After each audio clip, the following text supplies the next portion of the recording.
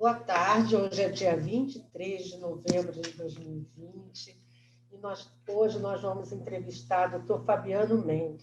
Boa tarde, doutor Fabiano. Um prazer ter o senhor para falar um pouquinho sobre, mais uma vez, para falar um pouquinho sobre as novidades que a gente está recebendo agora por aí.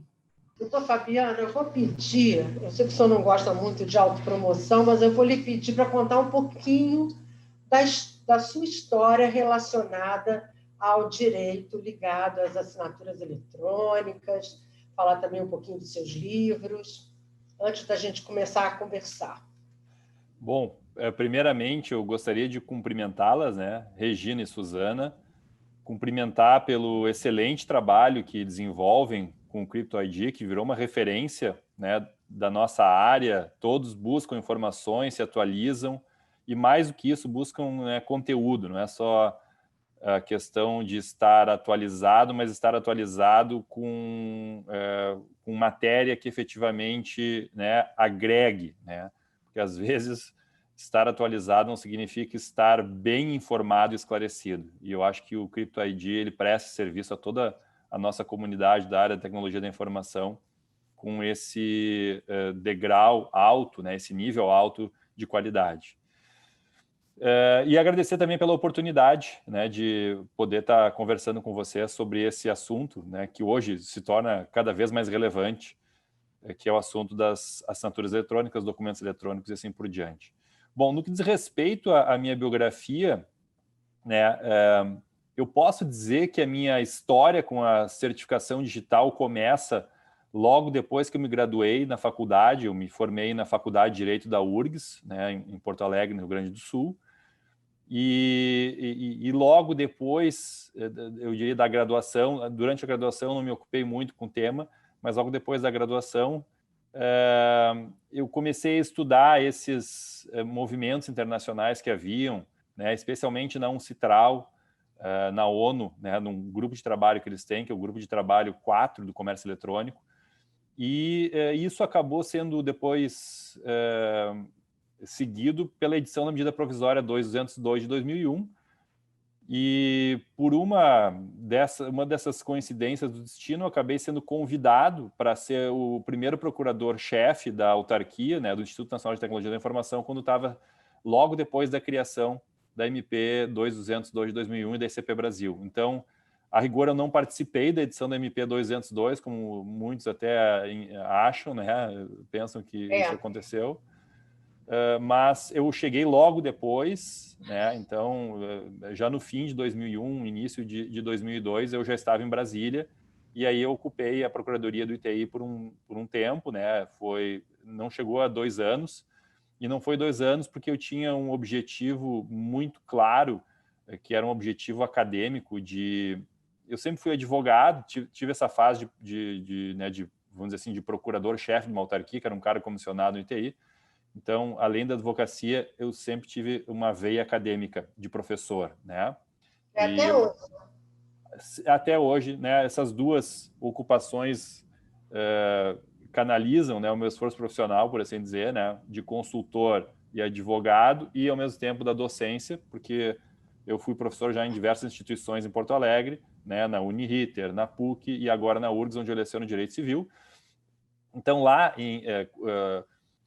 no início dos anos 2000, depois de eu ter trabalhado esses quase 2 anos no ITI, eu tinha um sonho de morar no exterior, de fazer um doutorado no exterior. Para isso, eu precisava concluir o meu mestrado na URGS, e o meu mestrado já foi em assinatura eletrônica, Tanto que eu escrevi talvez um dos primeiros livros no Brasil, Assinatura Eletrônica no Direito Brasileiro, que é um livro de 2005, que reflete a minha dissertação de mestrado defendida na URGS. E já ali eu fazia um relato dos primeiros anos da ICP Brasil, da hierarquia. Quero interromper. Esse livro sempre é citado em vários artigos, até mesmo em relatórios que a gente vê no Congresso Nacional, enfim.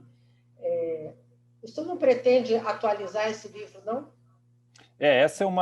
Eu recebo esse clamor com muita frequência, e isso é uma dívida que eu tenho Eu diria assim, uma dívida que eu tenho para todos que estão nessa área, não é só uma questão de um projeto pessoal, mas como a exigência vem de fora, né? É algo que eu tenho, sim, esse projeto. Hoje eu estou bastante dedicado também, sempre estive com a questão do documento eletrônico e assinatura digital, eu estou bastante dedicado hoje à proteção de dados, porque tem uma questão na minha biografia que quando eu acabei o mestrado na URGS, com esse livro que vocês conhecem, e depois eu tinha esse sonho mesmo de morar na Alemanha e fazer meu doutorado. Eu acabei fazendo meu doutorado de 4 anos lá, que resultou na minha tese de doutorado, comparando, então, os modelos alemão e brasileiro de assinaturas eletrônicas. E esse livro foi publicado só em alemão. Eu tive até ofertas, convites para traduzir para o português, eu acabei não fazendo. Hoje ele está realmente um pouco desatualizado por conta das mudanças das regras que aconteceram nessa área. Então, tanto o alemão eu poderia traduzir, mas eu acho que o assinatura eletrônica do direito brasileiro pode sim e eu devo fazer isso. Eu estou bastante ocupado no momento com publicações e proteção de dados, mas esse é um projeto que eu vou ter que prosseguir. Eu agradeço, Regina, mencionares ele. Bom, eu vou seguir só mais um minutinho aqui também na biografia, porque aí, né, eu acabei voltando à Alemanha, né, eu me ocupei aqui sempre com o meu trabalho de advocacia, de consultoria, junto com a docência, né?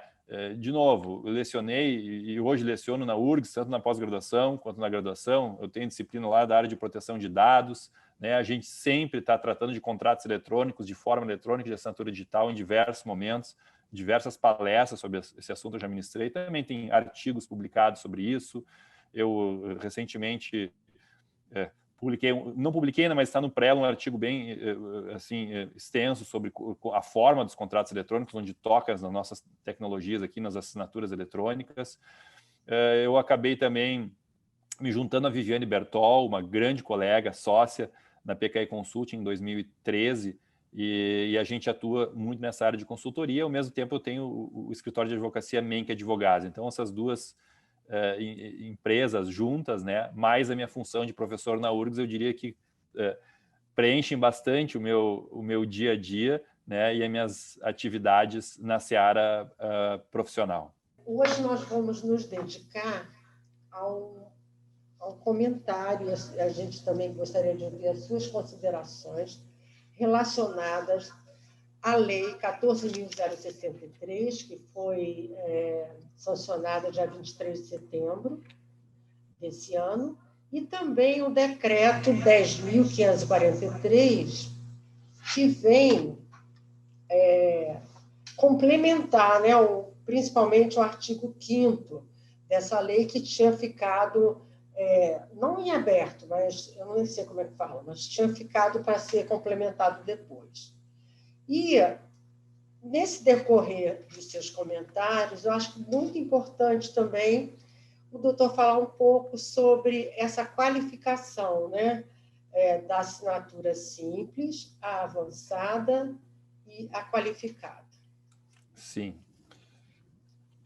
Bom, Regina e Suzana, então, o que eu diria, assim, né, para vocês? Eu vou passar aqui a minha percepção, né, a minha visão sobre essas regras aí. Então, a gente tem que lembrar que tudo começou com a MP 983, de 16 de junho de 2020. Inclusive, eu publiquei um artigo sobre a MP 983 no site CryptoID, né? Nós fizemos essa parceria e eu publiquei um artigo comentando já. Então, muito, né, do que eu vou falar aqui, os leitores podem ver, porque a medida provisória 983 foi convertida na Lei 10.463, né? Claro que tem umas mudanças, uns acréscimos, mas um pouco da lógica está já contemplada, do que eu entendo, nesse artigo, e, inclusive, agora eu pretendo renovar em breve, fazendo uma publicação com vocês sobre daí a lei e o decreto, né? Então, a minha percepção disso é que a pandemia acabou mesmo sem pandemia, acho que essas regras viriam. A pergunta é se elas viriam nesse ano, talvez demorasse um pouco mais, né? Esses fatos acabam precipitando a edição de regras. Então, eu acho que aqui a gente pode entender, né? Eu vejo uma iniciativa ampla, né, de frentes que editaram regras, não só em nível federal, assim, né, às vezes em nível estadual ou em nível, inclusive, regulamentar, né? A gente vai ver lá no CNJ, né? O provimento 100, por exemplo. Então, teve uma iniciativa de, talvez, projetos que estivessem ainda sendo maturados foram acelerados com a pandemia. Então, me parece que a MP 983 e depois a Lei 14.063 seja uma decorrência disso, porque eu acho que sempre teve uma certa insegurança quanto à utilização de mecanismos de identificação e de assinatura no meio virtual, no setor público, que não fossem o do certificado digital ICP Brasil, ou seja, do que a gente chamaria de parágrafo 2º do artigo 10 MP 202. Então, essa segurança sempre existiu. Eu me recordo de outras iniciativas que, por exemplo, né, no âmbito da administração pública federal tem o processo, que a gente vai colocar assim, o processo administrativo eletrônico, que é o SEI, o famoso SEI, né? E ali se utiliza login e senha. Então, eu me lembro de algumas vezes o Ministério da Justiça dizer, tem aqui essa certa insegurança, muito embora, pelo menos não é do meu conhecimento, jurisprudência, entendimento jurisprudencial desfavorável a esses mecanismos utilizados nessas aplicações, né, nessas funcionalidades, me parece que sempre teve o anseio do governo de, entre aspas, legalizar isso, deixar tudo isso com uma segurança jurídica maior. Na minha ótica, né, e as coisas vinham funcionando, até não seria necessária a MP 983, depois a Lei 14.063. Bom, doutor, muito bom, inclusive, o senhor complementar, porque no artigo que o senhor escreveu aqui para o Crypto ID, que inclusive foi citado, né, no relatório da Lei 14.063 pelo Congresso, queria que o senhor falasse um pouquinho sobre isso. Sim, Regina e Suzana. Bom, primeiro, tem um mérito interessante dessa lei, que eu acho que é fazer uma divisão entre os conceitos de autenticação e de assinatura, tá? E quando eu falo aqui no conceito de autenticação, eu não estou falando no conceito de autenticação que eu diria assim, que quem está nos ouvindo aqui é da área jurídica, estritamente da área jurídica e não familiarizado com essa área de assinaturas e tecnologia da informação, às vezes pensa a autenticação como aquele ato de legalizar, o ato notarial de autenticar uma cópia, né? Onde eu digo que uma coisa confere com o original. Bom, na nossa área aqui, muito aproveitada a tecnologia da informação e da língua norte-americana, da sua influência, a autenticação aqui significa uma comprovação de identificação. Então, esses mecanismos que a gente fala aqui, eles servem para comprovar a identidade. Então, em muitas ocasiões aqui, e essa base legal nova aqui trata disso, nós vamos usar simplesmente para comprovar para um sistema, para uma aplicação, que nós somos nós mesmos. E isso é diferente da função de assinatura. E isso o regulamento EIDAS, lá na Europa, fez, e aqui me parece que tentou se colocar também essa ideia, né, de tentar fazer uma distinção. Por quê? Porque quando eu quero provar que eu sou eu mesmo, isso é algo assim do momento, né? Eu não preciso a rigor assinar algo, eu preciso só passar por aquele acesso, né? Como se eu tivesse que transpor uma porta para obter uma informação ou acesso a algum tipo de serviço. E quando a gente usa com uma função de assinatura, os mecanismos muitas vezes podem ser utilizados tanto para a função de autenticação quanto para a função de assinatura, nós pensamos muito bem, muitas vezes, na perpetuação daquele documento. Então, nós temos documentos que precisam ser preservados por 100 anos, por 20 anos, por 10 anos. Vai variar conforme, né, a necessidade. Nós temos tabelas de temporalidade do CONARC que vão nos indicar isso, inclusive. Uhum.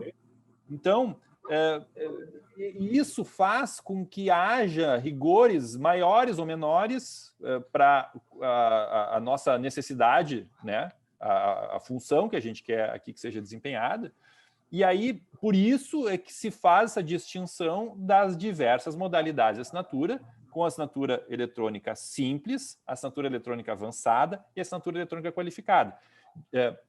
primeiro, né, nós temos o conceito de autenticação, e ele claro que ele é um pouco misturado aqui nesses textos legais, mas depois, quando a gente entra nas assinaturas, aí vão ter essas 3 espécies, e elas são claramente, né, na lei e no decreto, elas, então, segregam os níveis de segurança que se pretende obter. Então, o decreto foi, inclusive, mais além para dizer exatamente né, que atos vão ser praticados com assinatura eletrônica simples, que atos vão ser praticados com assinatura eletrônica avançada e que atos vão ser praticados com assinatura eletrônica qualificada. Isso está dito lá, né?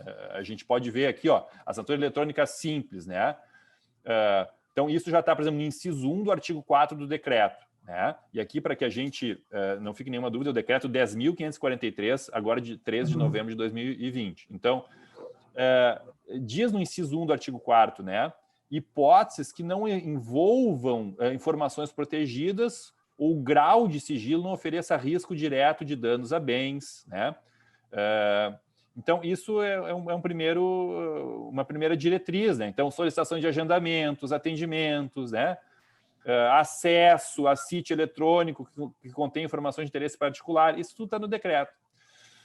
E assim vai vindo. E aí nós chegamos na assinatura eletrônica avançada, né, que é o segundo nível. Então, está bem claro esses diferentes degraus, níveis, né, de segurança, na ideia, então, de que isso é muito importante também colocar, porque a gente, nós não falamos aqui no início, Regina e Suzana, mas é muito importante que desde a medida provisória 983, se trata no início desses textos legais do âmbito de aplicação deles, né? E o âmbito de aplicação aqui deles, é importante ser dito, é dentro do ambiente público. Então, a gente até costuma discernir, né, no e-commerce lá, o B2B, business to business. Por exemplo, o business to business está fora aqui desse âmbito, do âmbito de aplicação dessas regras, expressamente excluído. Então, o que está dentro aqui?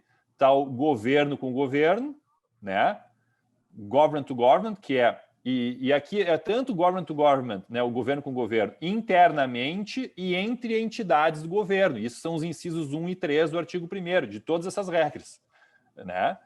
E depois estão abarcados aqui também, e por isso interessa às empresas, as comunicações entre empresas com o governo, tá? E também as informações entre o cidadão e o governo. Então, esse é o âmbito de aplicação. Então, nesse âmbito de aplicação, nós vamos nos valer de uma dessas 3 modalidades de assinatura, a eletrônica, a simples, a avançada e a qualificada. E aqui, só para fazer um parênteses com o que nós já temos hoje e o que nós já tínhamos, né? A MP 202 tinha essas 3 modalidades concentradas em duas. Na verdade, continua tendo, né? Sim. Então, quem milita na área, vocês conhecem muito bem. Então, a gente falava o quê? Existe o parágrafo 1º do artigo 10 da MP 202, que continua aqui com o nome agora de assinatura qualificada.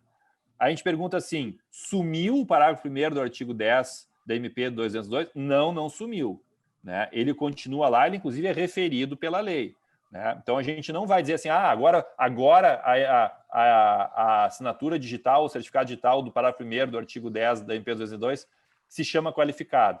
Não, a gente não vai dizer isso porque se chama qualificado para essas relações, né? Então, existe um regime paralelo agora, tá? Que antes não existia. Então, continua existindo aquilo. Não teve revogação desses artigos aqui da MP 202, né? Então, o parágrafo 1º, o artigo 10 da MP 202 é a qualificada, e essas assinaturas simples e avançadas são o que era o parágrafo 2º do artigo 10 da MP 202, né? Que apresentava uma certa flexibilização para que não se tivesse um engessamento exclusivo no parágrafo 1º do Certificado Digital SCP Brasil, sob pena de, né, nós não termos uma chancela jurídica para diversos mecanismos de autenticação e de assinatura que não se valiam do Certificado Digital SCP Brasil, que existiam, sempre existiram, existem e vão continuar a existir, né? Então, lá o artigo 10 parágrafo 2º vai dizer lá, da MP, né, 202, que também se aceitam outros mecanismos que não da ICP Brasil, né, desde que seja aceito pelas partes, né, ou que não haja oposição. Se a gente opor a outra parte, ela não se volte contra aquele documento. Né? Essa lei, apesar de ser totalmente voltada aos entes públicos, na sua opinião, isso não acaba também influenciando as indústrias, as empresas privadas? Porque, por exemplo, vou lhe fazer uma pergunta. No caso de ter algum litígio em torno de uma assinatura eletrônica avançada, existe uma forma de fazer uma perícia e tudo isso, quer dizer, deve ser contratado, então, advogado, peritos, etc., para ter a comprovação das evidências colhidas durante aquela assinatura. Já a assinatura com o certificado de uma PKI, né, de uma infraestrutura de chaves públicas, ela é praticamente inquestionável, tem aquela coisa do não repúdio. Isso realmente, no caso de um litígio, tem essa diferença judicialmente? Eu digo assim, né, Regina, a minha experiência de litígios, na minha ótica, não são tantos litígios que ocorreram com base em certificado digital ICP Brasil, tá?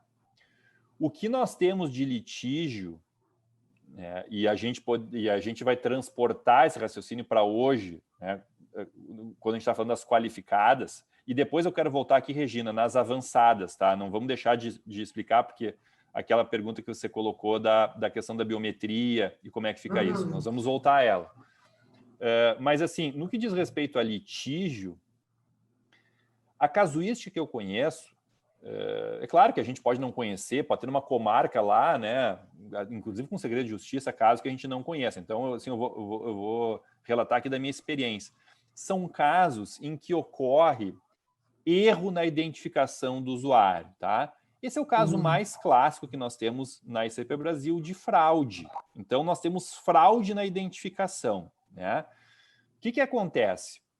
A gente sabe que a identificação da ICP Brasil, até bem pouco tempo, era só presencial. Hoje nós tivemos a edição de uma medida provisória com relação a isso, ela caiu e agora voltou, com a edição desses textos legais, a possibilidade da identificação mediante videoconferência. E o ITI está estudando muito bem isso, como fazer, por exemplo, coleta biométrica por videoconferência, né? Obter isso dos usuários. Então, tem grupo de trabalho estudando isso. Nós estamos cada vez mais evoluindo nisso. Eu tenho certeza que o ITI vai chegar a bons resultados para agregar cada vez mais segurança, para fazer uma identificação não presencial, ou seja, uma identificação remota, cada vez mais segura, né? Então, por que eu falo isso? Porque a regra geral era da identificação presencial. E a gente sabe que ao longo desses quase 20 anos de ICP Brasil, isso é importante dizer isso, a ICP Brasil está chegando a 20 anos, gente. Né? É um marco isso aí. Quantos profissionais já foram, né, forjados nessa área? Eu acho isso fantástico. E lá atrás a gente se perguntava, bem na criação, né, como isso vai ser, e olha o que virou. Né? Realmente um motivo até, eu diria, de orgulho, porque eu acho que agrega para o país esses serviços todos. Em relação ao litígio, por exemplo, o que é mais simples para uma empresa? Quer dizer, o que é mais simples para um processo? As evidências de uma qualificada ou as evidências de uma avançada? Bom, primeiramente a gente tem que dizer o seguinte, né, Regina e Suzana? A assinatura qualificada é a assinatura do artigo 10, parágrafo 1º da ICP da MP 202 da ICP Brasil, né?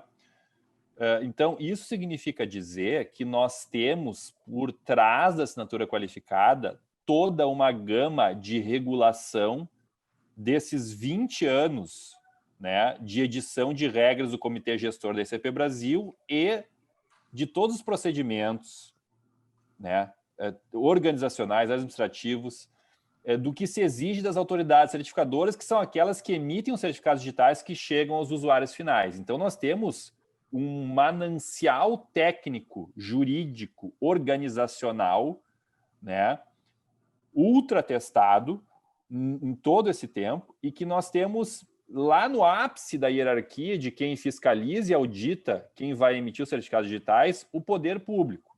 Tá? Então, essa é a assinatura eletrônica qualificada, e nós recebemos, então, da lei brasileira, da MP 202, artigo 10, parágrafo 1º, uma equiparação à assinatura manuscrita. Perfeito? Então, aqui nós temos uma equiparação à assinatura manuscrita. Nós não temos essa equiparação à assinatura manuscrita que equipara o Código Civil, é o que faz a MP 202, né? Nós não temos com relação à assinatura avançada. Então, já começa aí pelo efeito jurídico, né? E mais, então eu quero, assim, dizer para vocês que nós temos um grau de segurança e de potencial de litigiosidade, grau de segurança maior e potencial de litigiosidade menor nos procedimentos qualificados, em comparação com o procedimento avançado. Tá? No procedimento avançado, ou assinatura eletrônica avançada, ela nos leva, ela nos encaminha toda ela para o certificado digital fora da ICP Brasil, que também é possível, tá? Só que o certificado digital fora da ICP Brasil, nós não temos uma segurança, uma tradição, eu diria assim, uma regulamentação e todo um conjunto de regras e procedimentos que a gente conhece, né, de fiscalização, etc., do ITI, do Comitê Gestor, etc., que vão nos dizer assim, tá, mas de onde é que veio isso? Né? Então, a gente vai se perguntar e nós vamos ter que analisar cada caso. E por isso que se fala de, eu vou ter que analisar, fazer a perícia no caso concreto, né, para ver, efetivamente, acerca da fiabilidade, da confiabilidade desse procedimento de assinatura eletrônica avançada. A assinatura eletrônica avançada, pelo que dispõe as regras, pelo que dispõe a Lei 14.063, ela utiliza aqui os elementos clássicos da qualificação das assinaturas avançadas conforme os modelos europeus, ou seja, são as três alíneas, né, do inciso 2 do artigo 4º da Lei 14.063. E vejam só, a própria definição de assinatura eletrônica avançada já diz, aqui utiliza certificados não emitidos pela ICP Brasil ou outro meio de comprovação da autoria e da integridade de documentos em forma eletrônica, desde que admitido pelas partes como válido ou aceito pela pessoa a quem for oposto o documento com as seguintes características. Aí vem os requisitos. Estar associado ao signatário de forma unívoca, ou seja, nós precisamos ter uma associação unívoca ao signatário. Isso também não é tão fácil de obter. Como é que a ICP Brasil obtinha? E aqui vão as diferenças, né? Como é que a ICP Brasil obtinha até aqui? Com a identificação presencial, né? Agora, nós estamos indo para qual rumo, né? Além da possibilidade de identificação presencial, a identificação mediante videoconferência mais segura possível. Isso o item está incrementando, eu já mencionei, né? O item 2, utiliza dados para a criação de assinatura eletrônica cujo signatário pode, com elevado nível de confiança, operar sob seu controle exclusivo. Então, é o controle. Ele tem que ter o controle desse mecanismo. Qual é o mecanismo? Né? A chave privada, vamos colocar em sentido amplo assim, eu preciso controlar, exclusivo controle, ou seja, é aquela ideia de que a chave privada não pode estar circulando por aí, deve ter uma segurança de acesso, no mínimo, à chave privada, ainda que ela esteja na nuvem, como em alguns modelos de negócio existe, que hoje a gente sabe que evoluiu para isso. Tá? E daí vem o terceiro item, que é, no caso, a linha C aqui, que é estar relacionada aos dados associados, ou seja, né, porque o conceito de assinatura, já na Simples lá, é dados associados a outros dados. Então, é o meu nome de assinatura, né, associado à mensagem, ao conteúdo. Então, por isso que essa matéria é muito árida, mas quando se fala dados associados a outros dados, significa dizer isso. Eu tenho os meus dados de identificação associados aos dados do conteúdo do meu documento, né? Então, aqui no inciso, no terceiro item da avançada, evitar o que se chama de integridade, porque ele vai exigir que modificação posterior seja detectável, que é justamente o que as assinaturas digitais, né, utilizando a criptografia assimétrica, possibilitam.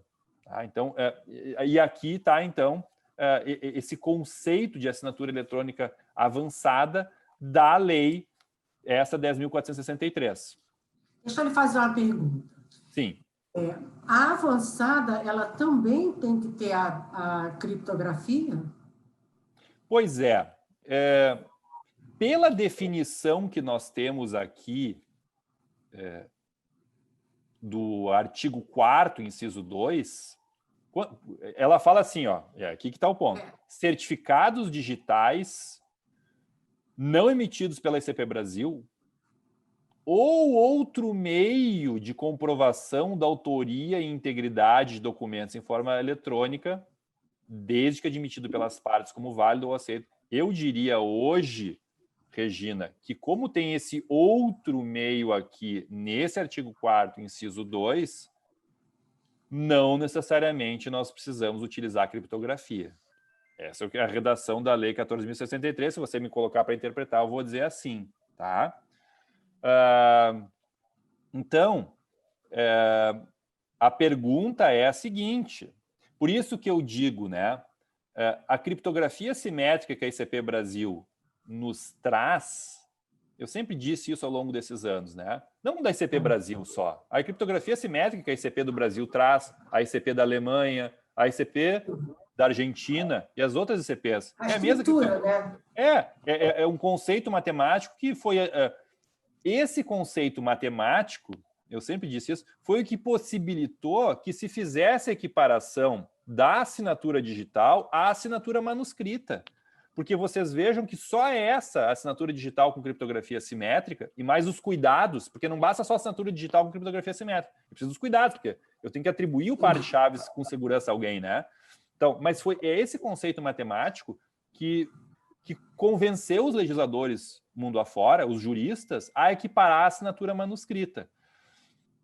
Então, nós não temos uma equiparação da assinatura eletrônica avançada à assinatura manuscrita, a priori, mas nós temos a possibilidade de que seja valorado, a cada caso, pelas partes e pelo juiz, se aquela assinatura eletrônica avançada que vai ser utilizada, efetivamente é uma assinatura eletrônica que pode ser, a ela pode ser conferidos efeitos. Doutor, a pergunta que a gente gostaria de fazer para o senhor é o seguinte: a gente verifica que apareceram alguns termos novos aqui nesse decreto, e a gente gostaria de entender melhor o que é validação biográfica, documental, validação biométrica, conferida em base de dados governamental. O senhor pode falar um pouquinho sobre isso, sobre o que significa isso? Sim, Suzana, Regina, nesse aspecto, né, eu vou falar aqui a minha percepção sobre isso. É interessante porque esses conceitos vão ser utilizados posteriormente no fornecimento dos meios de acesso, do artigo 5º do decreto, tá? E no inciso 2 do artigo 5º, se trata lá, dentro da assinatura avançada, que aí é, né, uma das novidades, se trata da utilização da assinatura avançada. Então, qual é o meio para acessar um sistema de assinatura avançada? E aí aparece essa possibilidade de utilização do validador de acesso digital. Né? Então, como é que eu entendo isso? Né? Nós temos nos conceitos do decreto a validação biométrica, a validação biográfica e o validador de acesso digital. Todos esses são mecanismos para comprovar a identidade de alguém para acessar um sistema. Essa é a minha percepção disso, tá? Então, na validação biométrica, o órgão de governo, entidade de governo, etc., vai fazer uma confirmação da identidade da pessoa natural, comparando os dados biométricos, tá? Na validação biográfica, ou seja, comparando os dados biométricos, o quê? apresentam-se dados biométricos para ele na hora que a pessoa quer entrar no sistema e ela vai ter que bater esses dados biométricos com dados biométricos constantes em bancos de dados. Tá? Na validação biográfica, nós vamos ter a confirmação da identidade do indivíduo relacionada a caráteres, a informações, né, da pessoa, como sexo, parentesco, estado civil, grupo familiar, etc. Então, a gente está acostumado. Até dou o exemplo recente das eleições, do e-título, né? Se a gente avançar na aplicação ali, vai começar a fazer perguntas para nos autenticar, para confirmar que nós somos nós mesmos. Então, pode pedir o nome da mãe, né? Pode pedir o ano do nascimento, número de CPF, etc. Então, essa é a validação biográfica. O validador de acesso digital, né, vejam só a definição aqui do decreto. Órgão ou entidade pública ou privada autorizada a fornecer meios seguros de validação de identidade biométrica ou biográfica em processos de identificação digital. Então, aqui nós vamos ter, na minha ótica, um sistema fornecido por um órgão ou uma entidade, que vai fornecer esses meios, né, se valendo ou da validação biográfica ou biométrica para permitir o acesso do usuário para se valer da assinatura avançada. E um ponto importante, porque lá adiante no decreto vai estar dito, lá no parágrafo 1º do artigo 5º, que compete à Secretaria de Governo Digital da Secretaria Especial de Desburocratização, Gestão e Governo Digital do Ministério da Economia autorizar os validadores de acesso digital previstos aqui nesse decreto. Tá? Então, nós temos aqui uma possibilidade de desenvolvimento desses validadores, né, a partir das validações biométricas ou biográficas para serem utilizados como mecanismo de acesso para se valer da assinatura eletrônica avançada. Nós vamos ter que ver como é que isso vai se colocar na prática. Eu entendo isso aqui, de novo, como uma quase necessidade de colocar uma autorização legal, né, até para o que já é feito na prática. Né? Se a gente for ver bem o e-título, etc. Então, para o que já é feito na prática. Tá? Então, na minha ótica, é isso aí. O senhor está aí num ambiente tão bonito, tão interessante, que fica até parecendo uma imagem fake, mas eu tenho certeza que não é. Então, o senhor tira aí o seu livro, algum dos livros, para mostrar para a gente essa biblioteca que o senhor tem aí atrás, que é belíssima, maravilhosa. Muito bom, senhor. Eu vou tirar um aqui para mostrar que não é cenário, tá? Aqui estão alguns livros. Tirei um aqui, a esmo aqui. Aqui é uma prateleira que eu tenho só de livros alemães, e esse aqui é um livro de teoria do direito privado, um livro fantástico. Peguei ele aqui por acaso, mas não é cenário, não. Aqui é um recanto meu de estudo e trabalho na minha casa e que está me ajudando muito, inclusive, nesse momento de pandemia, a produzir aqui, né, enfim, o que a gente faz no dia a dia aí na atuação na docência e da advocacia, da consultoria jurídica. Muito obrigada, agradecemos muito a sua participação e a gente sempre conta com seus conhecimentos para esclarecer, né, todas essas dúvidas que a gente tem e os nossos leitores também. Muito obrigada, doutor. Até a próxima. Obrigado. Até logo.